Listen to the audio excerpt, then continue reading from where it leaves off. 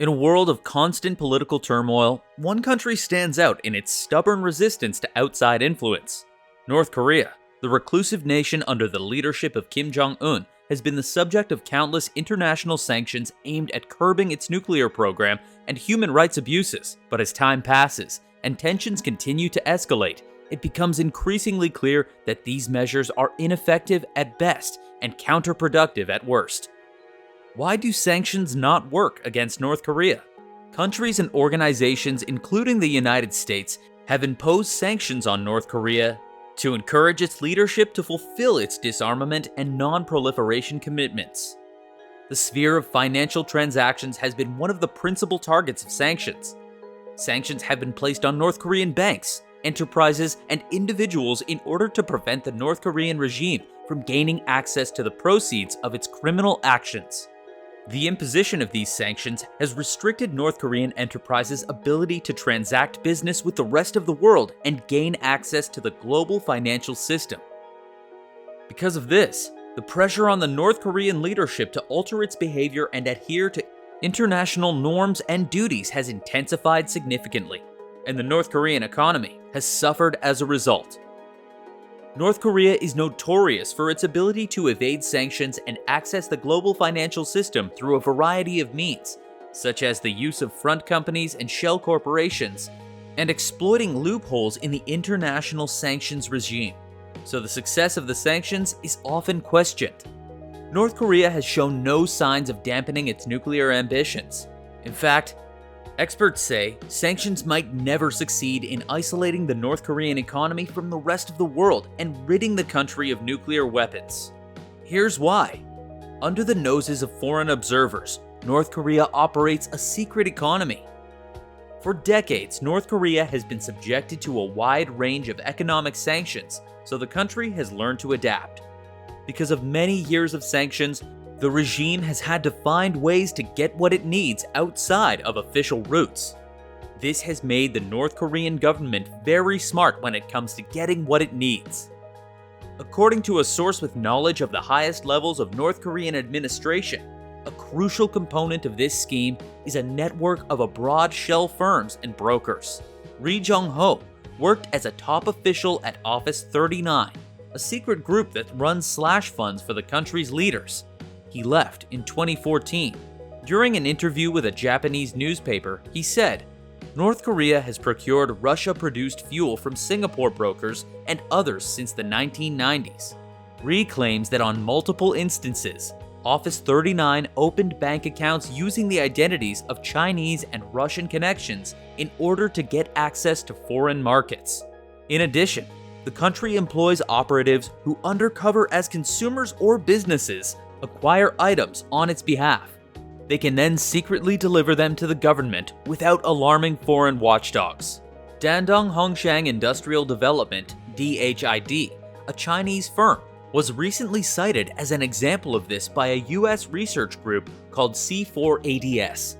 The United States and China have placed sanctions on DHID for allegedly aiding North Korea's nuclear project, and C4ADS has claimed that the company has traded on behalf of North Korea through 43 companies located on 4 different continents.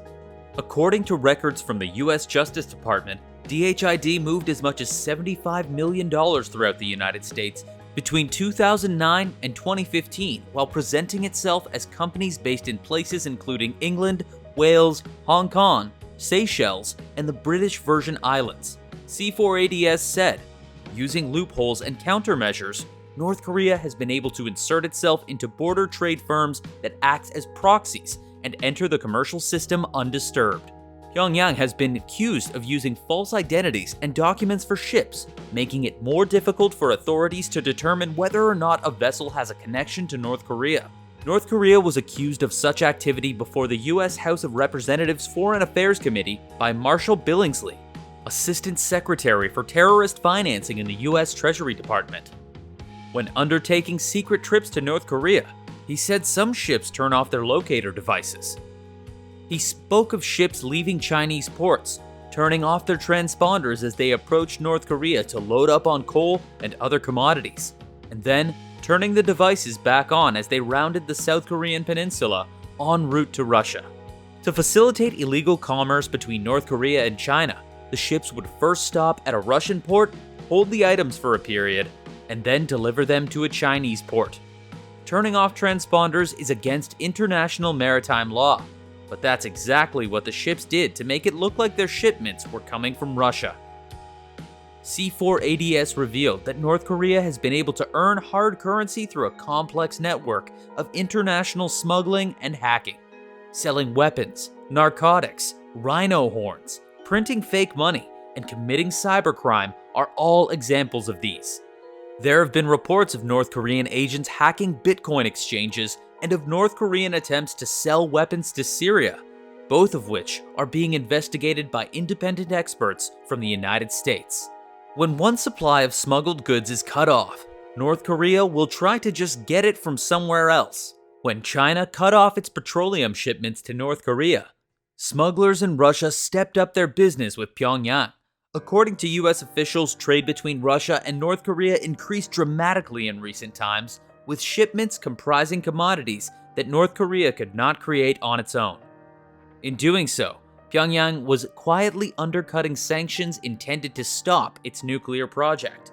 An anonymous senior official said, "As the Chinese cut off oil and gas, we're seeing them turn to Russia. Whenever they are cut off from their primary supplier, they just try to get it from somewhere else." Katsif Silberstein, a foreign policy analyst, said, "The point with North Korea's mastery of avoiding official channels for their economic activities is not that sanctions don't make life difficult for many North Koreans and for the economy as a whole. Rather, it means that the impact of sanctions will probably never be as strong as policymakers would hope, and that completely shutting the North Korean economy off from the world is very difficult to do. In North Korea, scarcity is the norm.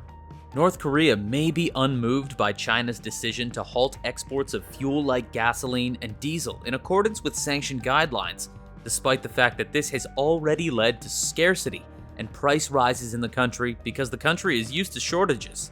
Chun Young-woo, a former South Korean envoy, told Reuters, "North Koreans are so used to living in harsh economic conditions that they would just get by for at least 1 year even if the oil ban is adopted. Rationing the existing stockpile among top elites at a minimum level and replacing cars, tractors, equipment with cow wagons, human labor, etc. They would also manage to produce oil from whatever resources are available, whether it be coals, trees, or plants." So what will work? Evan Osnos, a New York journalist who visited North Korea, claims that the country is armed to the teeth with several nuclear missiles and subterranean shelters ready for use in the event of a battle with the United States. Osnos quotes a senior diplomat named Jo Chol-soo as saying, "Today we have everything we need in our hands. It's preposterous to think that new sanctions and new threats will change anything." Professor at Seoul's Kookmin University and director of NK News Andrei Lankov agrees that sanctions, negotiations, and UN resolutions won't deter Kim Jong-un from developing nuclear weapons.